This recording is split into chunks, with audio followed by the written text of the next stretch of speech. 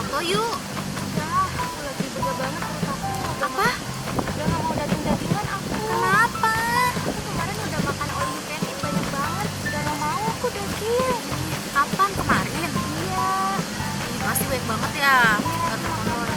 Ih, nggak boleh tahu banyak makan daging, bahaya. Ih, kamu nggak tahu apa kalau misalkan makan daging itu bahaya buat kesehatan. Karena apa kok bisa bahaya? Kalau misalkan kamu lihat ya, udah banyak banget tahu sumbernya yang bilang kalau misalkan daging itu memiliki lemak jenuh. Iya, lemak jenuh tinggi, terus juga kolesterol. Misalkan kamu terlalu banyak juga itu bisa menyebabkan kanker tahu, kanker usus. Ih, serem banget sih. Pantesan aku kemarin sini aku kayak Kenceng. ganggu. Iya. Ih, sakit Aku dong. kayak mau gak ngerti deh kayak mau gitu.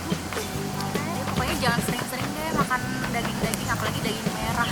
Terus ada solusi gak sih kalau misalnya aku gak mau daging merah lagi? Ada. Pak, nah, aku juga bawa tahu. Dari mana ini? Jadi kemarin Iya. tante aku ngasih ini dari Jogja. Ih, enak banget. Apa ini? Ini tuh jangkrik sama belalang, Ken. Jangkrik sama belalang. Ini jangkrik. Apa ini? Ini belalang. Ini belalang, ini jangkrik. Ini sama, dua-duanya dikeringkan, terus kemudian dia dimasak pakai bumbu biasa sih, Mbak. Aku penasaran banget sih mau nyoba, boleh coba gak sih? Boleh. Ini juga bisa jadi lauk kamu tahu. Ayo kita coba yuk. Yuk kita coba yuk. Yuk, yuk.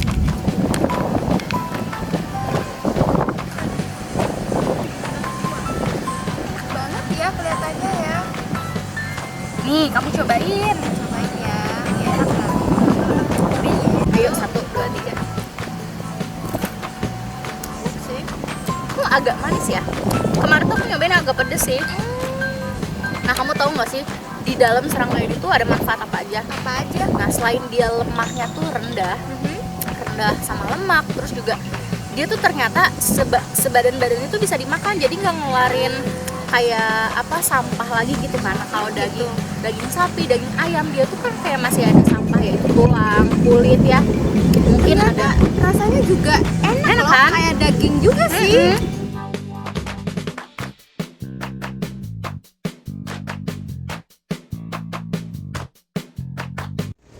Krisis pangan yang terjadi saat ini tidak hanya menimpa negara berkembang, bahkan negara maju pun ikut mengalami dampaknya. An escalating global hunger crisis is pushing one child into severe malnutrition every minute.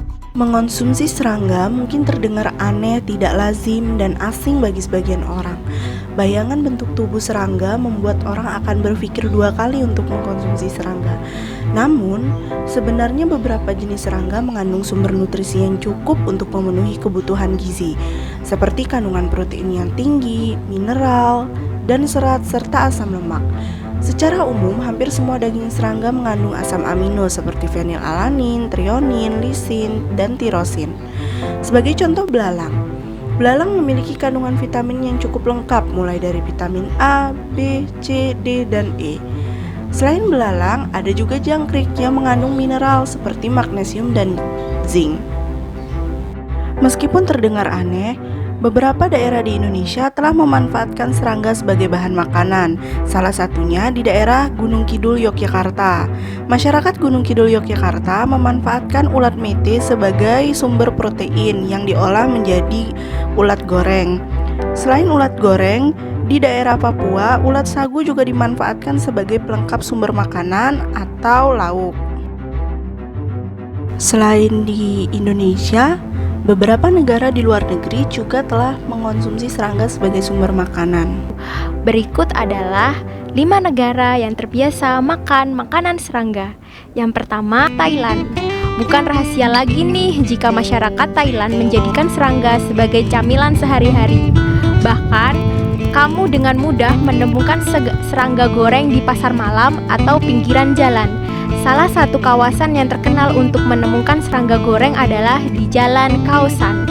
Di pasar malam ini, kamu akan menemukan belalang, belatung, jangkrik, hingga kalajengking goreng yang katanya punya tekstur renyah mirip paru goreng.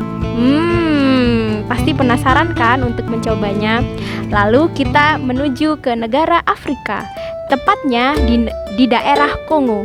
Nah, di daerah ini serangga menjadi makanan berkelanjutan yang dipercaya ramah lingkungan. Mengutip dari Reuters, serangga telah lama disajikan sebagai makanan masyarakat setempat. Rata-rata rumah tangga di ibu kota Kyons mengkonsumsi sekitar 300 gram ulat per minggu. Harganya pun beragam, ada yang murah, namun ada juga tuh yang mahal. Karena hal ini diakibatkan oleh serangga musiman. Untuk itu, serangga diharapkan dapat menjadi makanan yang berkelanjutan di daerah Kongo yang membantu perekonomian masyarakatnya. Selanjutnya adalah negara Cina.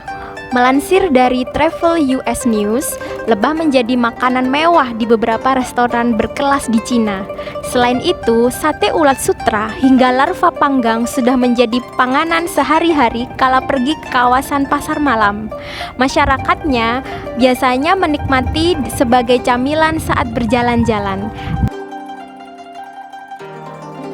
Wah, ternyata serangga memiliki banyak kandungan yang berguna bagi tubuh ya teman-teman. Lalu bagaimana hukum Islam dalam mengonsumsi serangga? Hukum Islam dalam mengonsumsi serangga terbagi menjadi dua, yaitu ulama yang mengharamkan konsumsi serangga dan ulama yang menghalalkan konsumsi serangga. Ulama yang mengharamkan konsumsi serangga diantaranya mazhab Hanafi, Hambali, dan Syafi'i. Ulama mazhab Hambali, Hanafi, dan Syafi'i percaya serangga adalah hewan hasyarot atau binatang kecil. Sedangkan ulama yang menghalalkan konsumsi serangga berasal dari mazhab Maliki.